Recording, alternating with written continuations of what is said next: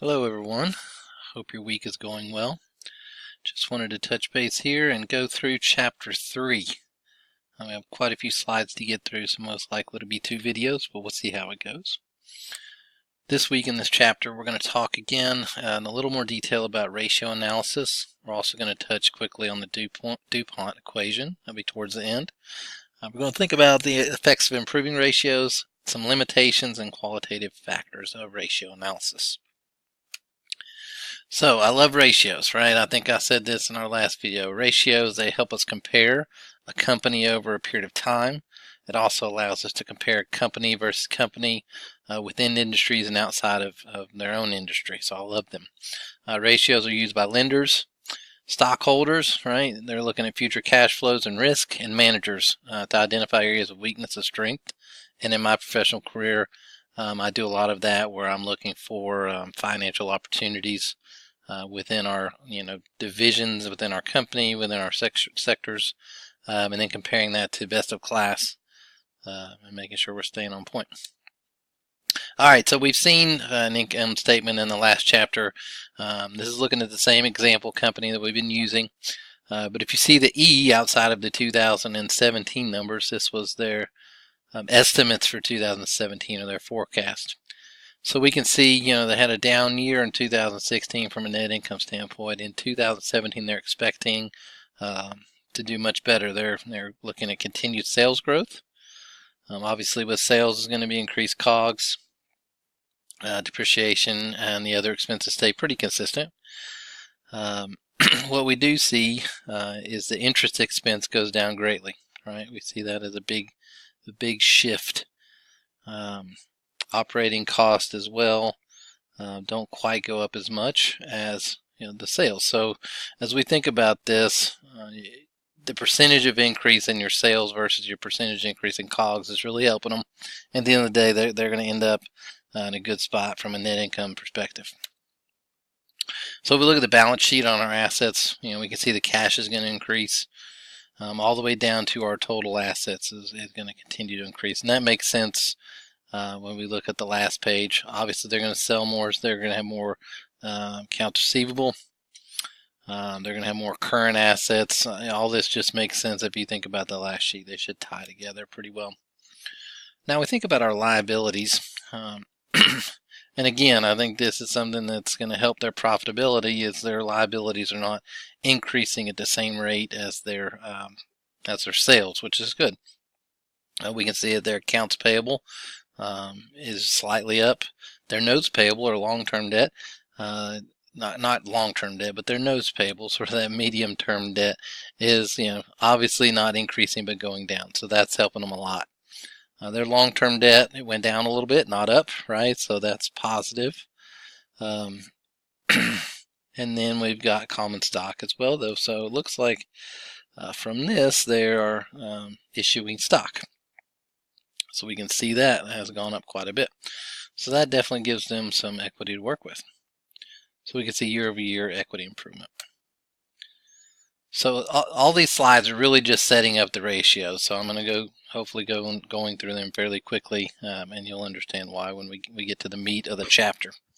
So their stock price, obviously they're expecting it to go much higher with all of this positive outlook that they're projecting, right? The current number of shares is 100,000. Here we're seeing where they are estimating to issue 150,000 more shares of stock.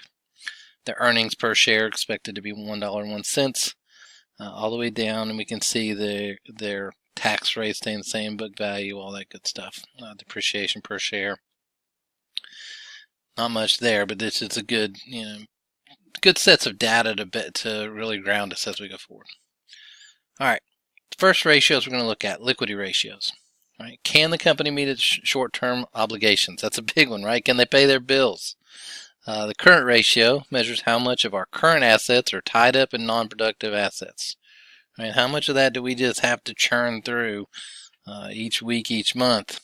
And then the quick ratio measures the same thing. We're taking out inventory since they're the least liquid portion of our assets. All right, so we're going to look at the current ratio. So on these slides where they show the equation, I'm going to just show them to you. You guys know they're there. Go back in and use them as you're doing these calculations, but I'm not going to walk through every one of the calculations. I think that's a bit redundant. What we will do is go to the next slide or the next slide after that and really talk about what they mean, and then compare them to industry average. So here we got the current ratio and the quick ratio. And it's pretty simple, right? Current assets divided by current liabilities. And then on the one below, current assets minus inventories, like we talked about on the slide before, divided by current liabilities. And these numbers mean nothing until we get some kind of a baseline to them. So here's where really the meat and potatoes is. 2015-16 in our estimate, we can see our current ratios improving over the years. It's a little bit below the industry average at 2.7, but it's definitely getting better. Same thing with the quick ratio. So we can see that they're doing better, but it's still a little weak on the liquidity position. So let's think about their assets. How efficiently are they using their assets? How much does the firm have tied up in assets for each dollar of sales? And again, this is great for comparison, year-over-year, company versus company. So our inventory ratio, I like how they did this on one slide. Our COGS plus depreciation divided by our inventories, 3.45. Doesn't tell us anything, right? But we can see when looking at it over the course of time and then comparing that to industry averages. I also like, and this is really outside of the course, but if you get in a professional situation where you're using these ratios, I like to have the industry averages each year to see, hey, is the industry improving? So was our improvement or decline just a macro factor from the industry's improvement, or were we doing something as a company that was better or worse than the industry in 15, 16, 17, right? Because in this example, we're only looking at 1 year when we look at the industry average. So I like to see each year personally, but that's a little deeper than most of us will need to go today. All right, so inventory turnover. So we can see, and we looked at it on the last slide, our turnover is below the industry average. They might have old inventory, and then they're not really showing improvement in the forecast. Something they really need to work on. All right, days supply on hand. That's pretty simple. Receivables divided by the average sales per day. It's 45.5 days. And again, this is another example of it's taking them way too long to turn their inventory. We're going to see that when we look here against the industry average, 45 days versus 32 days. So it's taking you longer to get that money. And $1 today is worth more than $1 tomorrow, which we'll get into at some point with time value of money. But it's always much better. Anytime someone says, do you want your money today or tomorrow? You always want it today. And this is an example of this company not getting their funds quick enough. All right, so now we got fixed assets and total assets. Again, very simple formulas. I'm not going to dig into those. I do want to look at this compared to the industry average, right? So their fixed asset turnover, it's actually expected to exceed the industry average, right? And we can see that a great ratio in 2015. It dipped in 16. They're looking for it to be better in 17. Their total asset turnover, though, is still below the industry average. And again, that's that that current asset ratio that's still off for them. All right, so does the company manage their debt properly? That's the next thing we want to look at. And as you think about what we're walking through on these ratios, it's all these different aspects of a company that if it was your personal business that you owned, you would want to be looking at it. You'd be looking at your sales, you'd be looking at your inventory, you'd be looking at your debt. All this stuff really makes sense if you think about it as a business owner. Which is really what we are when we work for a company. So obviously we want to look at our debt management. Do we have too much? Can we meet our long-term requirements, right? So here's our leverage ratios. We got debt ratio. Again, I even wrote out what's in the middle there for total debt for you. And then we got our liabilities to asset ratio. Again, simple equation, right? Current liabilities plus long-term debt. Just make sure we know what those mean. All right, our times interest earned, all right, our earnings before income and taxes divided by our interest expense. All right, our EBITDA coverage or our EC formula, you can see it. I don't need to read all that for you.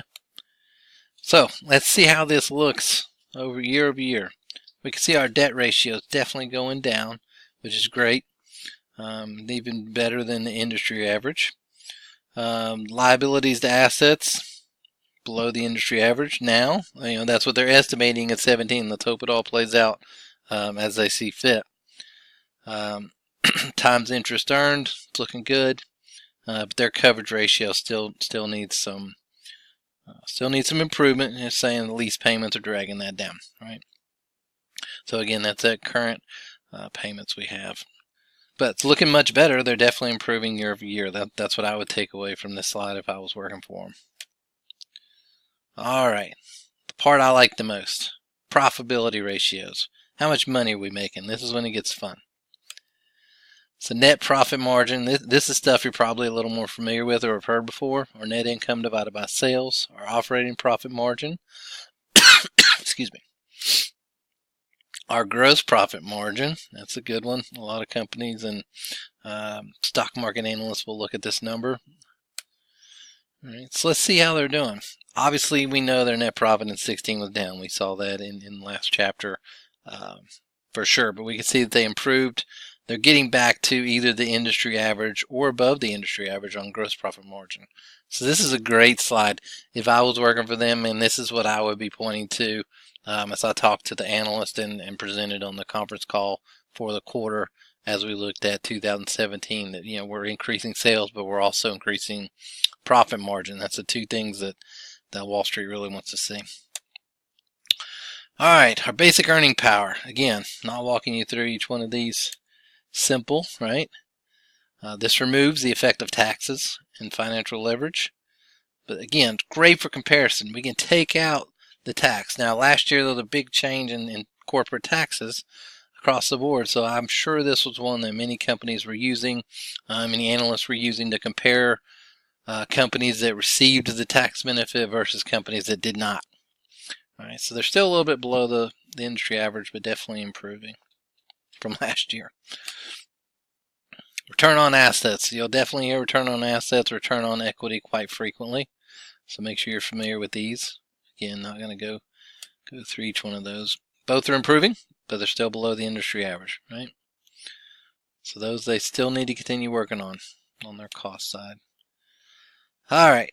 So market value ratios, when we think about those as a whole, high current levels of earning cash flow increase these ratios. High expected growth also increases. But when there's high risk of expected growth and earnings and cash flow decreases, so when we do an estimate or a forecast for the next year and we're showing increases decreases in cash flow or earnings, that's going to take these ratios down. We think about our market-based ratios, right? Our PE ratio, how much investors will pay for $1 of earnings, how much paid for $1 of book value, right? These two, higher is better. And then PE and MB are high if the return on equity is high and risk is low. All right, so how do we calculate these? Again, not going to walk through each one of these. They're pretty simple. Earnings per share and our PE ratios, you'll see those on every front page if you look up a company on CNBC or Yahoo Finance. Those are very commonly used investment tools to compare company versus company. Some more market-based ratios, right?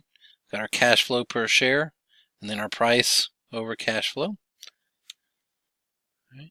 So here we got our book value per share and then our market price over the book value. And again, these are just a lot of numbers until you start comparing them year over year, company versus company. So we can see here their price to earnings a little bit below industry average, definitely getting better. Price to cash flow, above the industry average, looking good. And then our market to book value, right? So definitely doing better. We can see that going across the board. All right, so on the next video, we'll come back to the common size balance sheet and we'll finish that up.